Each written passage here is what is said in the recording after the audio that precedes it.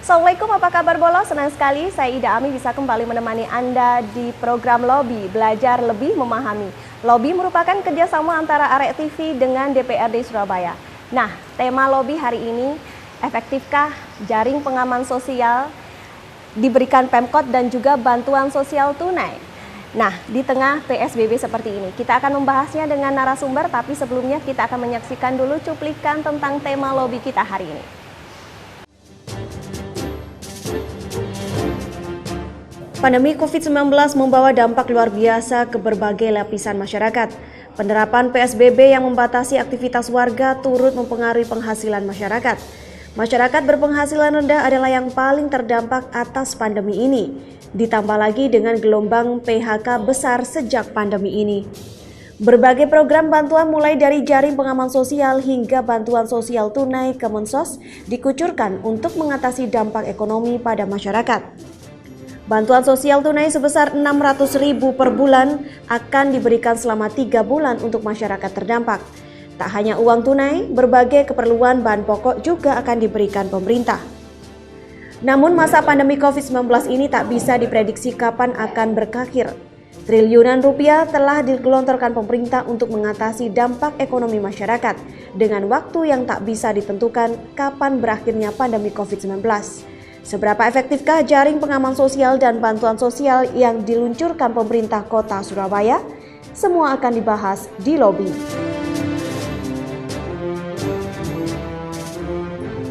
Boleh itu tadi cuplikan tentang tema Lobby kita hari ini. Kita akan membahasnya dengan detail oleh narasumber yang sudah hadir di sini. Beliau adalah Ibu Ajeng Wirawanti, Wakil Ketua Komisi D DPRD Surabaya. Assalamualaikum, apa kabar Ibu? Waalaikumsalam warahmatullahi wabarakatuh. Di kondisi PSBB seperti ini masih aktif? Alhamdulillah masih aktif dan harus aktif terus. Dan masih ya, apalagi di kondisi yang dimana masyarakat lebih membutuhkan. Baik, Bu Ajeng, apa arti dan perbedaan antara jaring pengaman sosial yang diberikan oleh Pemkot Surabaya gitu dan bantuan sosial tunai dari Kemensos? Ya. Terima kasih Bu Mbak Ida ya, kita mengenalnya. Jadi yang pertama asalnya ini dari pusat. Jadi jaring pengaman sosial itu ada program dari Pak Presiden dan itu dinaungi oleh Kementerian Sosial. Di sini didapatkan dari APBN macam-macam dan ini bertujuan untuk mengurangi jumlah atau tingkat kemiskinan di seluruh Indonesia. Baik. Gitu. Jadi yang sudah ada didapatkan yaitu selama ini ya sebelum ada dampak COVID yaitu PKH, DPNT dan juga Kartu Indonesia Pintar juga Kartu Indonesia Sehat. Baik. Gitu. Kemudian dari adanya COVID itu Bapak Presiden menambahkan adanya bantuan sosial tunai. Oke. Nah, itu diperuntukkan untuk warga-warga yang tetap di bawah garis kemiskinan dan pastinya masih banyak dan akan dinaikkan kuotanya dan akan mendapatkan santunan dari pemerintah pusat. Oke, Ibu untuk anggarannya sendiri berapa banyak begitu? Ini anggarannya dari semua dari pusat. Jadi kita sebagai daerah ya, kita istilahnya menunggu kuota dari negara Bapak Presiden dari Kementerian Sosial. Kalau untuk yang ini Bu, yang diberikan oleh Pemkot, anggarannya sendiri untuk yang jaring pengaman sosial yang sekarang sedang dilakukan begitu ya, pendistribusiannya ke masyarakat. Jadi seperti ini ya Mbak ya, JPS ini kita akan mendaftarkan jumlah MBR atau masyarakat berpenghasilan rendah kita ke kuota pusat. Dan di sini kemarin yang sudah terdaftar sebagai program PKH atau WPNT yaitu 61.000 sekian KK. Jadi terhitung dari kartu keluarga bukan NIK ya, bukan per orang ya. Setelah itu hari ini kemarin tuh diajukan lagi karena ini mendapatkan kuota dari dan disetujui oleh Bu Gubernur diajukan sebanyak 174 KK. Dan ini barusan turun. Untuk BST-nya, bantuan sosial tunainya senilai 600.000 melalui kantor pos, yaitu kepada 65.000 KK. Untuk tahap 1 ini apa sudah semua didistribusikan atau baru beberapa persen begitu, Bu Ajeng? Kalau distribusikannya sudah, karena 65.000 KK yang kemarin lewat kelurahan ditukarkan belangkongnya agar bisa mengambil uang tersebut di kantor pos yang sudah ada tertera di situ. Jadi kalau mengenai APBD, ini kemarin baru dianggarkan sebesar 161 miliar. Oke. Seperti itu untuk direncanakan sebagai sembako 2 bulan ke depan. Tetapi hal ini masih belum dilakukan oleh Pemkot, dan juga kita menunggu hasil refleksi dari Kementerian Dalam Negeri untuk kemudian kita harus bahas untuk bantuan ke masyarakat harus berupa apa, atau tunai juga atau berbentuk sembako. Oke, kalau jaring pengaman sosial kemarin lebih pada sembako begitu ya. Apa kira-kira untuk berapa lama begitu diadakan laginya? Mengenai jaring pengaman sosial yang dari pusat tersebut, PKH adalah semuanya setiap tahun ada. Itu ada program pusat. Mengenai BST itu hanya 3 bulan, dan ini akan menunggu kebijaksanaan dari Pak Presiden, seperti itu. Tapi untuk daerah kemarin APBD kita menggunakan anggaran untuk 2 bulan ke depan. Dan kami juga ada CSR juga, banyak bantuan dari perusahaan ataupun dari orang lain secara perorangan ya kepada Kota Madya Surabaya. Kemudian kami himpun baik itu berupa barang ataupun uang, dan juga dibelanjakan untuk warga terdampak. Jadi tidak hanya MBR yang mendapatkan, tapi juga warga yang terdampak. Warga terdampak itu siapa saja, yaitu mungkin banyak orang yang kena ter-PHK, seperti perusahaan swasta, kemudian dari ojol ya, kemudian dari para guru yang masa kesusahan. Kita juga survei juga apakah mereka seharusnya diberi santunan atau tidak. Oke, Bu Ajeng, meliputi hal-hal apa saja yang ada di dalam 2 program tersebut? Meliputi apakah saja? Mengenai jaring pengaman sosial itu ada sembako ya untuk itu, terus yang tidak tentang COVID, tentang kesehatan, dan juga pendidikan. Jika BST sendiri ini langsung bantuan tunai, dan itu diperuntukkan untuk masyarakat berpenghasilan rendah juga. Oke, Ibu, sebenarnya tujuan dan manfaat dari program jaring pengaman sosial dan bantuan sosial tunai dari Kemensos ini apa Ibu? Manfaatnya kita ingin membantu ya, pasti sekarang dengan adanya COVID yang jelas WHO sudah melarang kita keluar dari rumah, ada kebijakan work from home, jadi semua dari pusat ekonomi itu sedang lesu. Jadinya pastinya masyarakat kita takutkan semakin terpuruk, jangan sampailah dikatakan atau dikatakan kelaparan. Jadinya kita ingin memastikan warga-warga tersebut tetap bisa bertahan hidup, survive di tengah wabah COVID seperti ini. Kalau melihat dari kacamata Bu Ajeng, apa sudah tepat sasaran begitu program ini? Ini sekarang kita sedang kaji. Ini kan BST-nya yang turun itu adalah 65.000 kata. Jadinya kita mengumpulkan info dari Pak RT ataupun Pak RW atau siapapun juga, jika ada memang salah sasaran itu baiknya dilaporkan kepada pihak kelurahan, pihak Kemensos ataupun pihak Dinsos. Oke, kita akan kembali setelah break ya Ibu. Bola Lobby masih akan kembali usai jeda pariwara berikut ini.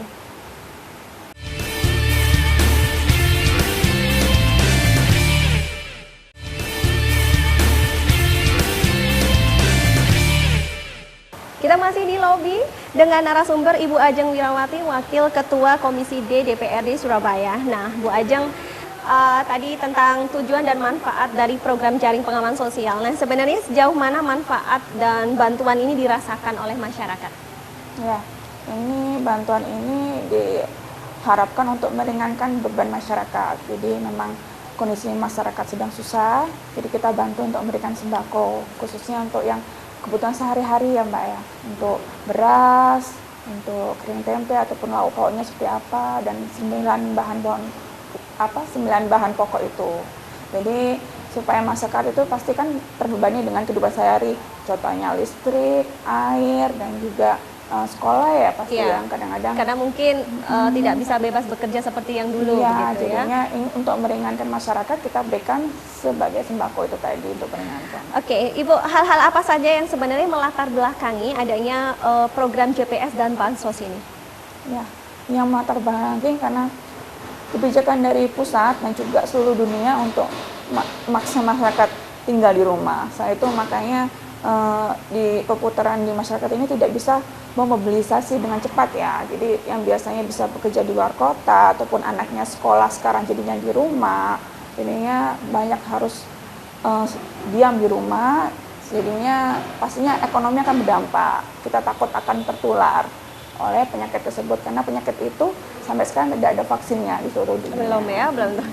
Nah, Ibu, apa program ini hanya semata-mata karena adanya kondisi pandemi seperti ini atau ada faktor lain? Iya, program ini yang dipersiapkan oleh pemerintah kota dan juga DPRD Surabaya dipersiapkan untuk pandemi COVID ini. Jadi kita berharap supaya tidak berlama-lama karena kita sendiri juga tidak tahu ya hingga sampai kapan selesainya. Selama ini kita mempersiapkan dana 161 miliar untuk 2 bulan dan itu diperuntukkan untuk 250 KK. Oke. Untuk kota Surabaya sendiri berapa besar anggaran untuk mengcover jaring pengaman sosial? Apa sudah jadi satu dengan? Iya, jadi 161 miliar. Sudah disalurkan semua, Bu Ajeng? Masih belum. Jadi kita masih menghitung dulu, membuat dana itu efisien karena kita harus menjadikan dana itu tepat sasarannya pertama. Banyak bantuan karena kita ini kan tidak tinggal sendiri ya, Bapak Presiden juga melihat kita, Bapak Ibu Gubernur juga melihat kita, jadinya kita menghitung ke semuanya tepat sasaran dan juga masyarakat itu merasakan bahwa pemerintah itu benar-benar mensupport ataupun memperhatikan mereka. Anggarannya sendiri diambilkan dari mana, Bu Ajeng? Dari bermacam-macam, jadi setiap dinas kita ambil dananya untuk yang masih belum dipakai, karena dana kan kemarin kita siapkan untuk setahun ya. Jadi dana yang masih belum dipakai, khususnya untuk fisik, kita ambil, mohon maaf, kemudian kita kumpulkan, terus kemarin terkumpul 196 miliar. Nah, ini digunakan 160 miliar untuk sembako atau jaring pengaman sosial dan sisanya itu untuk kesehatan. Karena ini kan kita harus mensupport untuk bidang kesehatan ya.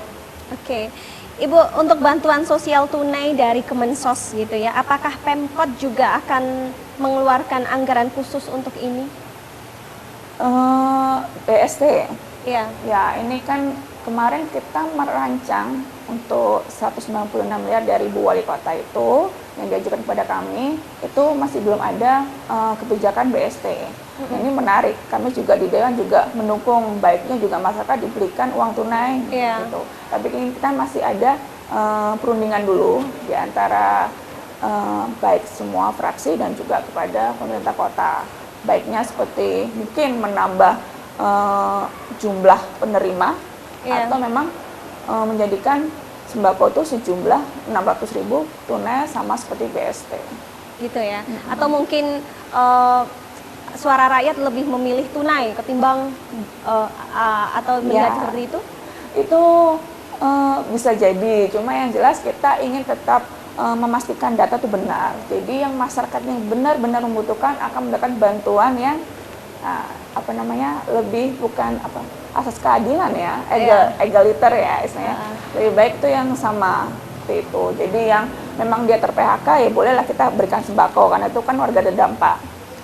Kemudian yang benar-benar miskin, yang lebih miskin lagi, nah mungkin kita berikan usahakan untuk uang tunai itu tadi. Bu Ajeng, untuk menyalurkan kedua bantuan ini, mekanismenya seperti apa Ibu? Mekanismenya kita lewat dinas sosial, kemudian kita bekerja sama dengan bagian dinas kepemerintahan dari kecamatan, kelurahan, setelah itu dipastikan ke RT RW-nya. Jadi kita memastikan untuk pengecekan data sekalian. Pihak mana saja Ibu rencananya yang akan dilibatkan? Yang dilibatkan pastinya untuk dinas sosial ya, yang tahu jumlah-jumlahnya dan datanya. Yang kedua bagian kepemerintahan, bagian Kesra, Pak Camat, Pak Lurah. Gitu ya, sampai mungkin RW RT gitu ya. Baik. Ini diberikan dalam jangka waktu berapa lama Ibu? Perkiraan apa hanya selama pandemi ini saja? Kira-kira berapa? Sudah ada prediksi berapa lama kan? Kemarin diajukan oleh pemerintah kota, Bu Wali, yaitu 2 bulan.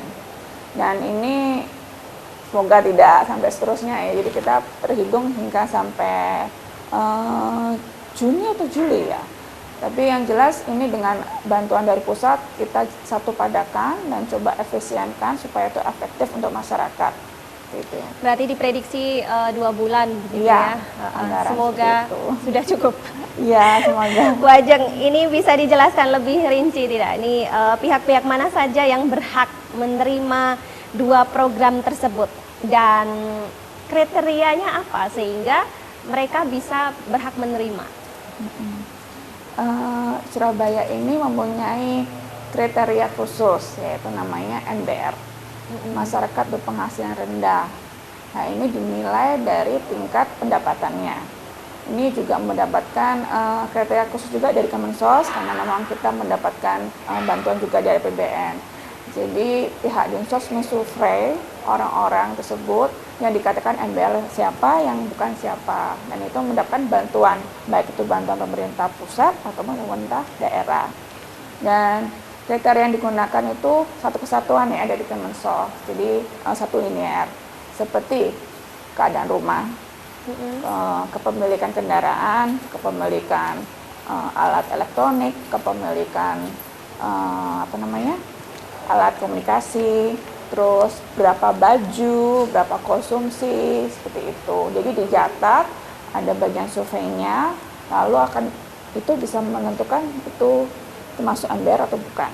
Jadi yang menentukan secara objektif, bukan subjektif. Jadi jangan Pak RT, Pak RW mungkin di bagian menunjukkan, Pak Kelurahan itu bagian untuk memastikan, oh iya rumahnya memang di situ ya tidak berpindah, ada berpenghuni. Kemudian nanti bagian Dinsos memastikan orang tersebut sesuai miskin atau tidak. Jika itu miskin akan divalidasi, jika itu tidak maka diinfokan kepada Pak RT RW. Berarti koordinasinya harus sampai ke RT begitu ya? Iya. Baik Ibu, kita break dulu. Boleh jangan kemana, kita akan kembali usai jeda pariwara berikut ini. Tetap di Lobi.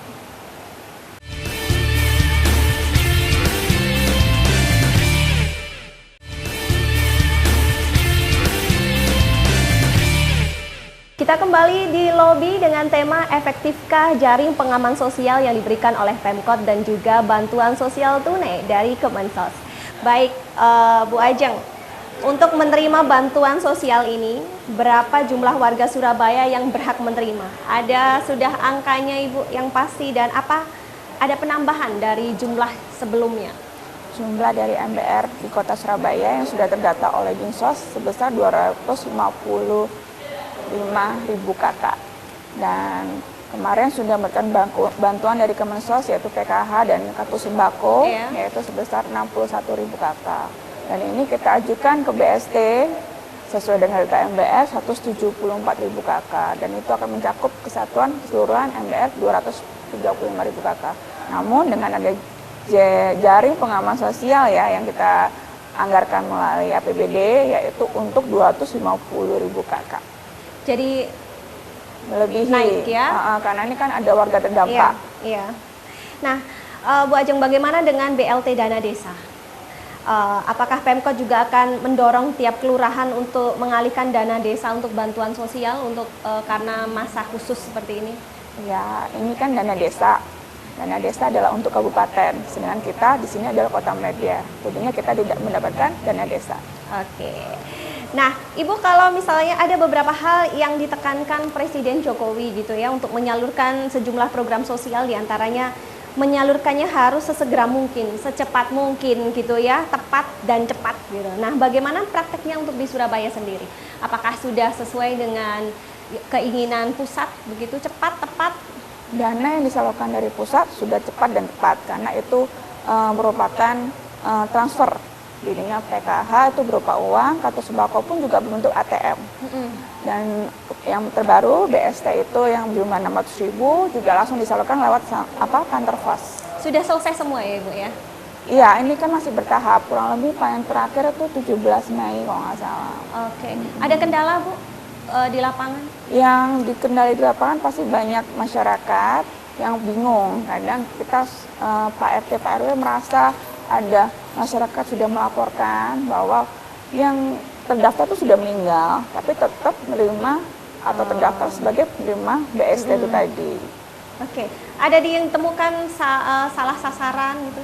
Ada juga salah sasaran, jadi seperti orang yang punya kos-kosan mendapatkan, ada punya mobil mendapatkan, terus kemudian juga anak kecil bisa mendapatkan belangko ya, terus juga anak yang barusan lulus SMA itu mendapatkan juga, padahal itu kan sesuai dengan standar dari Pak Presiden, itu kan harusnya untuk kakak, jadi harusnya diperuntukkan untuk yang teratas di nomor kakak. Kalau menurut dari kacamata Bu Ajeng, dengan sebenarnya yang hal-hal seperti itu tidak tepat sasaran, ini dari pihak RT-nya atau informasinya yang kurang sampai begitu Bu?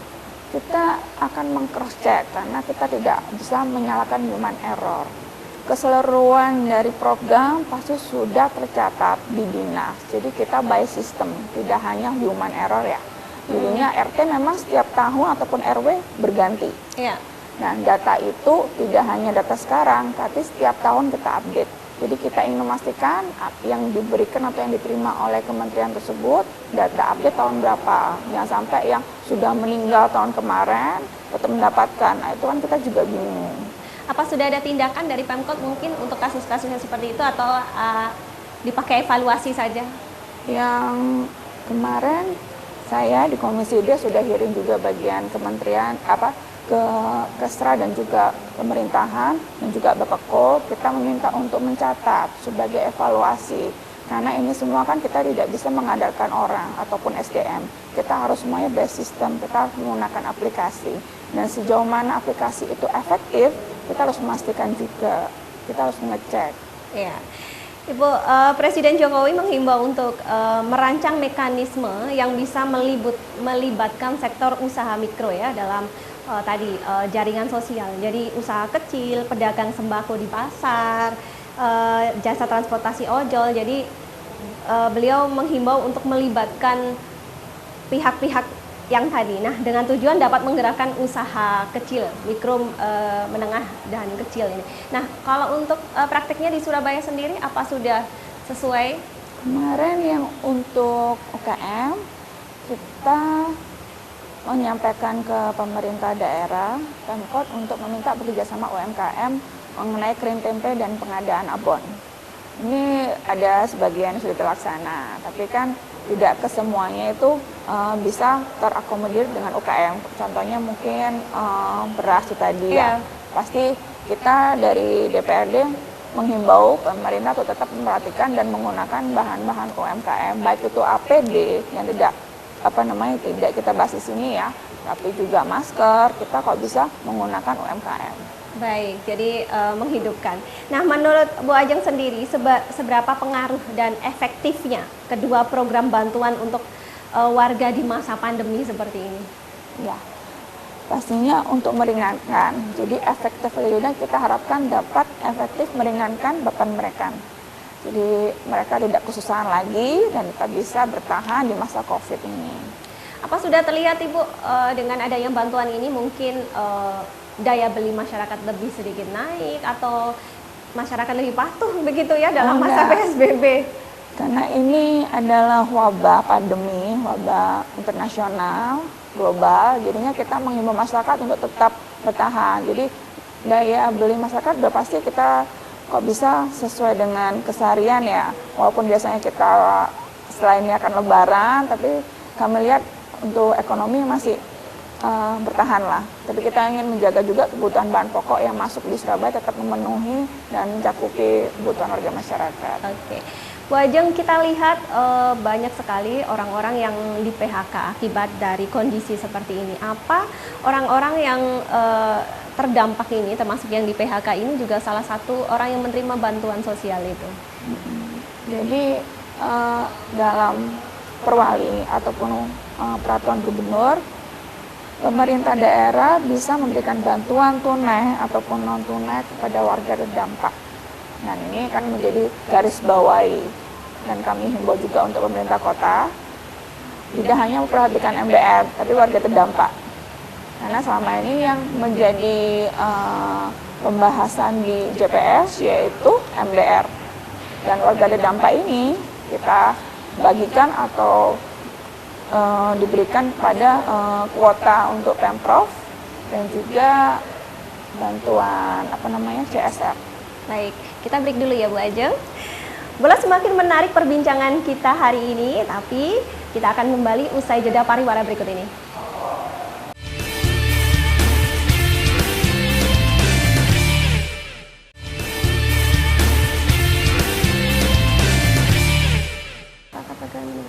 Oke.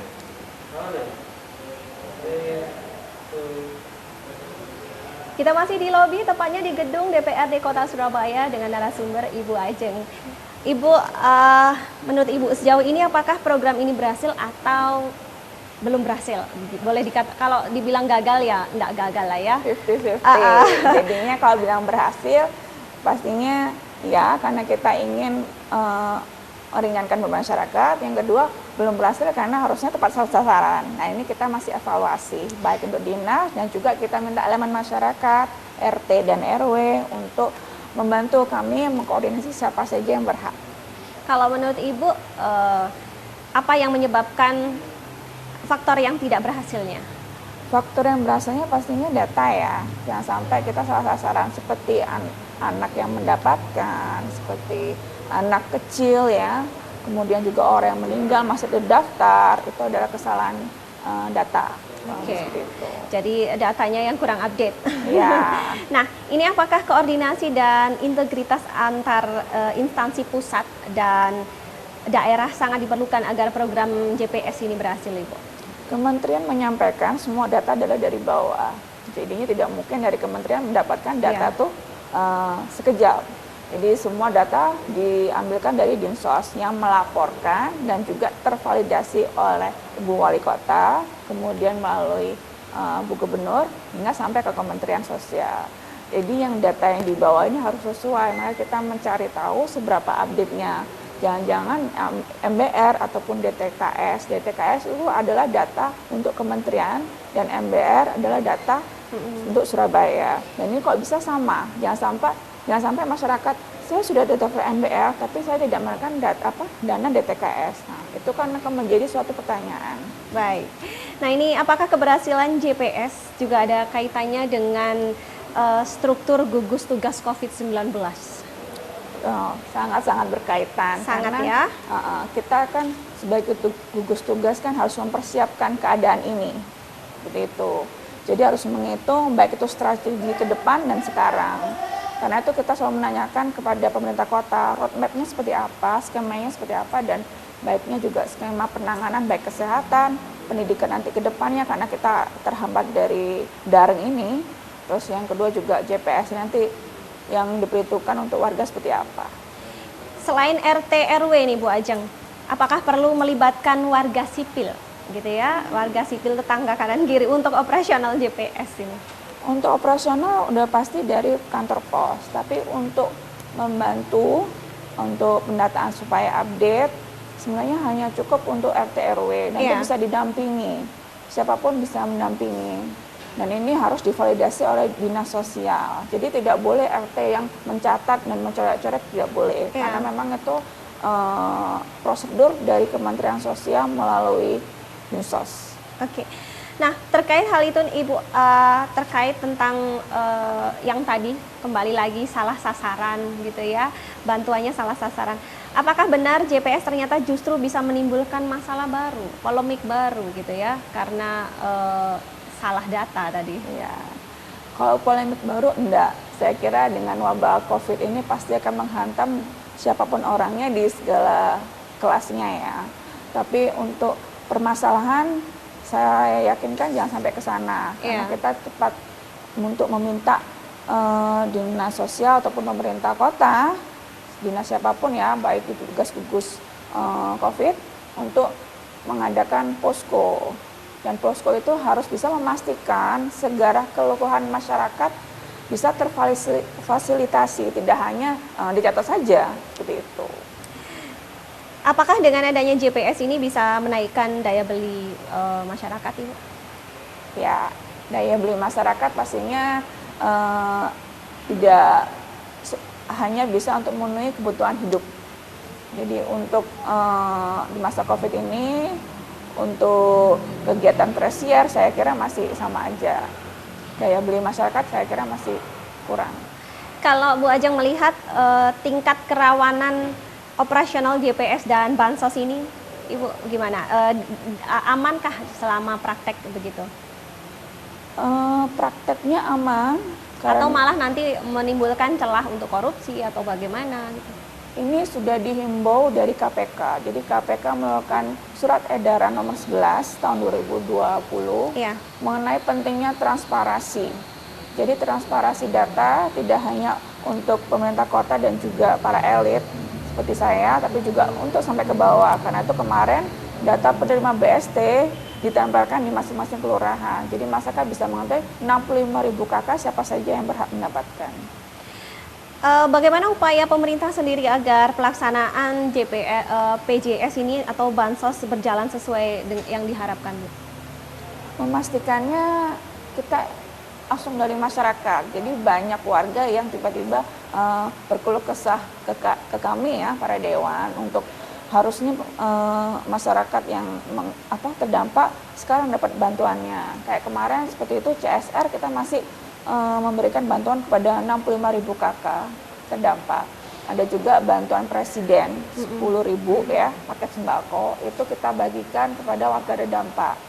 Nah ini ditunggu-tunggu, banyak masyarakat miskin yang ternyata sampai sekarang belum dapat bantuan apapun. Mereka sudah terdaftar di BST tapi belum mendapatkan bantuan.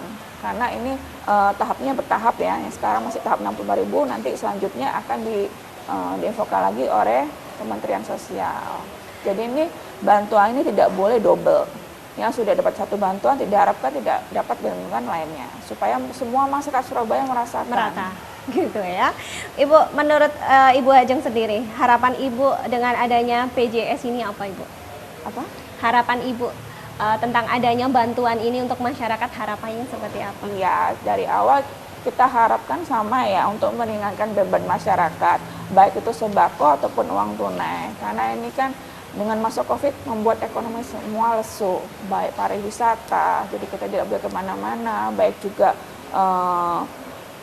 kebutuhan mesti untuk tersier ya, khususnya untuk hiburan. Jadinya kita tidak boleh makan di luar karena PSBB ini ya. Jadinya masyarakat lesu dan banyak investor ataupun banyak swasta yang mem-PHK karyawannya. Jadinya kita ingin meringankan masyarakat dan juga memberikan santunan seperti itu. Baik, kita lanjut lagi nanti ya Ibu ya.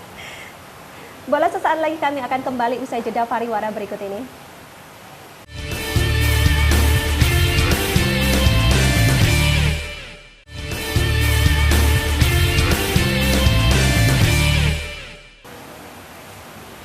Boleh kita kembali ke perbincangan kita, tak terasa kita sudah berada di segmen terakhir ini Bu Ajeng.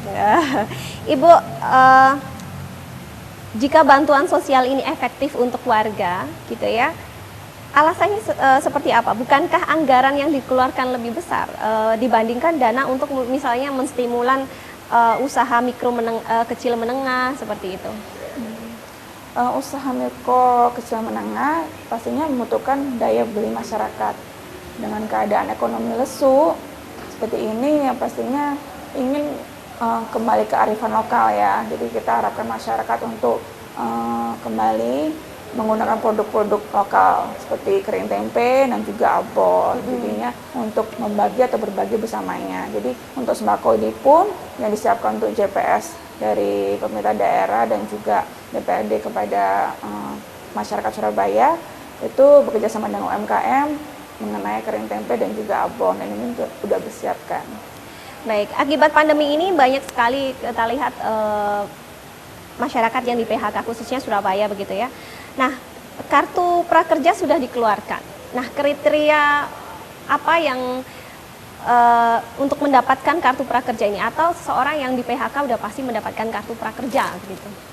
Kartu prakerja adalah program dari Presiden, seperti itu. Jadi Pusat ya Bu? Menggunakan APBN ya, seperti itu. Dan ini Surabaya mempunyai kuota dari pembagian dari gubernur. Kartu prakerja ini tidak bisa langsung serta-merta digunakan untuk orang yang ter-PHK, tapi harus mendaftar online dulu. Dan itu ada prosedur mewawancaranya. Dan ini dinilai langsung oleh Dinas Tenaga Kerja Pemprov. Jadi setiap orang yang ter-PHK kami fasilitasi di Dinas Tenaga Kerja Kota Surabaya untuk bisa mendaftarkan by online semuanya. Iya.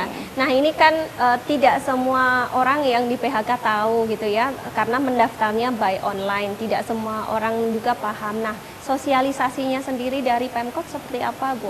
Sosialisasinya kita pastinya itu menjadi bagian tanggung jawab Dinas Tenaga Kerja. Oke. Kemudian juga Dinas Komunikasi untuk mengkomunikasikan baik itu di radio, TV ataupun media cetak. Nah, menurut Ibu nih, kartu prakerja apakah efektif atau lebih efektif mana dengan BLT? Semua intervensi pasti baik, Mbak. Jadi kita melihat dari sisi positifnya. Dari orang yang ter-PHK dan juga mendapatkan pelatihan, karena itu memang berbentuk pelatihan selama 4 bulan senilai masing-masing senilai 600.000 yang didapatnya itu akan berguna untuk mendapatkan pengetahuan dan juga mendapatkan uang untuk kehidupan sehari-hari. Kemudian untuk JPS itu adalah sembako, jadi kurang lebih sama untuk kebutuhan sehari-hari. Jadi kami ini ingin meringankan masyarakat untuk menjamin kebutuhan pokoknya sehari-hari. Nah, ini Presiden Jokowi ini setahu data ini di tahun 2020 untuk anggaran sendiri itu 10 triliun gitu, dan pemerintah untuk yang sekarang menaikkan menjadi 20 triliun. Nah, untuk kuota sendiri misalnya Surabaya, apa ada plot sendiri, Bu, tiap kota, atau tergantung yang mendaftar lewat online itu tadi? Iya, jadi memang ada kenaikan. Kesemuanya itu merupakan jaring pengaman sosial APBN. Jadi kita memberikan info seperti itu.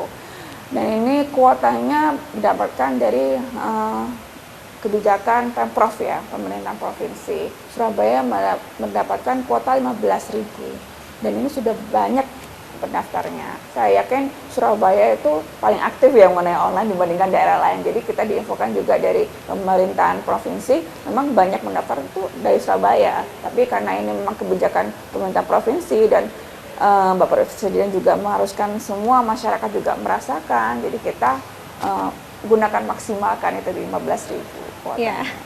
Nah, Ibu, kapan selesainya masa pandemi ini itu kan belum bisa diprediksi. Ada yang mengatakan 1 bahkan 2 tahun begitu ya. Kita tidak menginginkan itulah.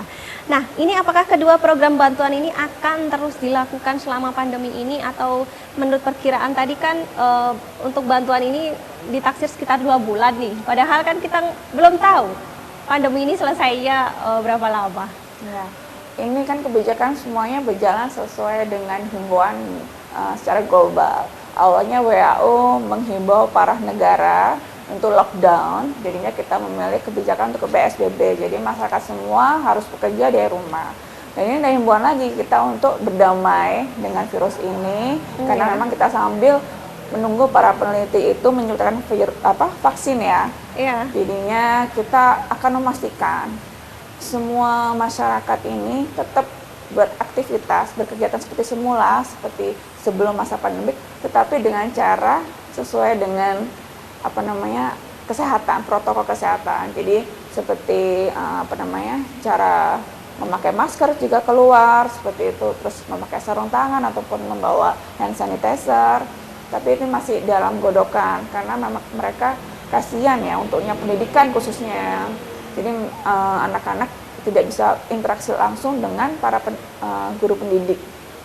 Nah, nih jika bantuan ini sudah terus diberikan sampai masa pandemi ini berakhir gitu ya, apa yang harus lebih banyak disiapkan oleh Pemkot?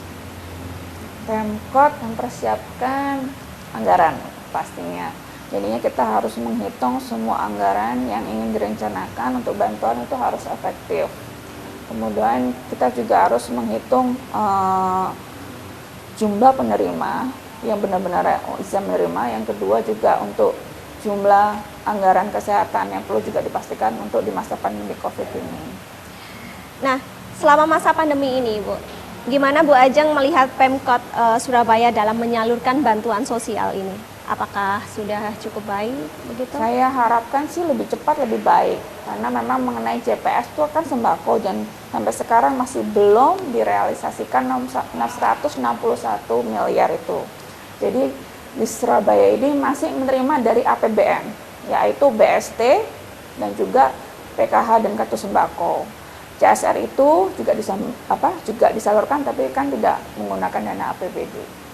Ada tim khusus Ibu untuk mengawasi bantuan sosial ini? Tidak ada, jadi setiap komisi bisa mengawasi. Tidak ada ya. Nah, apa yang harus dievaluasi ini dari Pemkot terkait kedua bantuan sosial ini? Evaluasi yang pertama juga strategi. Jadi peta penanganannya seperti apa. Jika kita tahu peta penanganannya seperti apa, jadi kita tahu sasarannya dibutuhkan seperti apa. Sepertinya sasaran data, sasaran penerima, seperti itu, dan juga anggarannya berapa, kita harus tahu juga ya jika punya petanya. Yang kedua juga kita bisa mengukur sasaran atau tidak dari keluhan masyarakat itu tadi. Baik, closing statement ini Ibu. Nah, dari Dewan masukan apa untuk Pemkot agar program bantuan sosial ini tepat sasaran dan himbauan untuk warga terdampak di saat pandemi ini Ibu? Untuk saran untuk pemerintah Kota Surabaya, ini Dewan untuk meminta peta penanganan COVID di Surabaya seperti apa, karena masyarakat banyak membutuhkan, masyarakat banyak terdampak. Jadi kita membutuhkan perencanaan, baik itu dari skala penanganan dan juga penyaluran bantuan. Kemudian juga jangan sampai kita merencanakan kegagalan.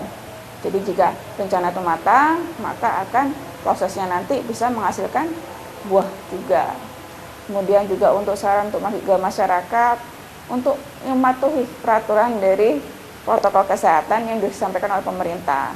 Karena ini semuanya akan berlangsung jika tanpa partisipasi publik ya. Jadi kita harus memerlukan masyarakat itu benar-benar mengikuti protokol kesehatan.